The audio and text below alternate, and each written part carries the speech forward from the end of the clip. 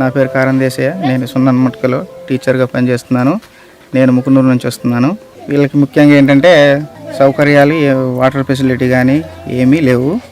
పిల్లలకు చదువుకుంటున్నారు కానీ చదివే తర్వాత వీళ్ళు డ్రాప్ అవుట్లు అవుతున్నారు. దానికి కారణం ఏంటంటే వీళ్ళ పిల్లలకి క్యాస్ట్ సర్టిఫికేట్లు అనేవి ఇష్యూ చేయట్లేదు గవర్నమెంట్.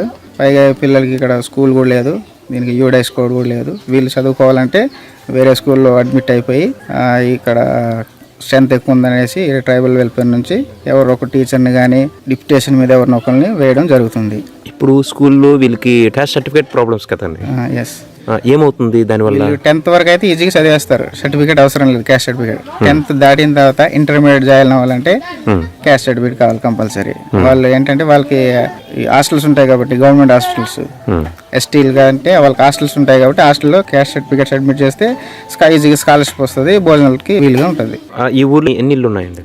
ఎంక్వైరీ చేస్తే 52 కుటుంబాలు ఉన్నాయని చెప్పారు. ఆశా వర్కర్ ద్వారా నేను తెలుసుకున్నాను. దీంట్లో డ్రాప్ అవుట్స్ ఎంతమంది ఉన్నారు పిల్లలు మీకు తెలిసి? కనిపిస్తారు పని చేస్తే పిల్లలు, వాళ్ళు చదువుకున్నారంట మూవీ.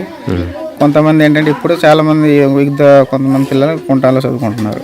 ఎలా చదువుతున్నారు క్యాస్ట్ సర్టిఫికేట్ లేకుండా? కుంటా ఏంటంటే వాళ్ళ దట్టి కదా, వాళ్ళు అక్కడ ఆ స్కూల్లో అక్కడ చదివేసుకుంటున్నారు వాళ్ళు. ఓకే, వాళ్ళు కుంటాలో అంటే ఛత్తీస్గఢ్ వెళ్ళి చదువుకుంటున్నారు. 3 పిల్లలే ఉన్నారంట. ఆంధ్రాలో ఎవరు చదవట్లేదు. ఇంటర్ ఒక అబ్బాయి చదువుతున్నాడు, నేను చదువుకుంటున్నాను సార్ అన్నారు. ఎలా చదువుతున్నాడు ఆయన? మరి ఆయన ఫస్ట్ ఇయర్ కాబట్టి నెక్స్ట్ ఇయర్కి ఏమన్నా ప్రాబ్లం అవుద్దేమో. ఎక్కడ చదువుతున్నాడు ఆయన?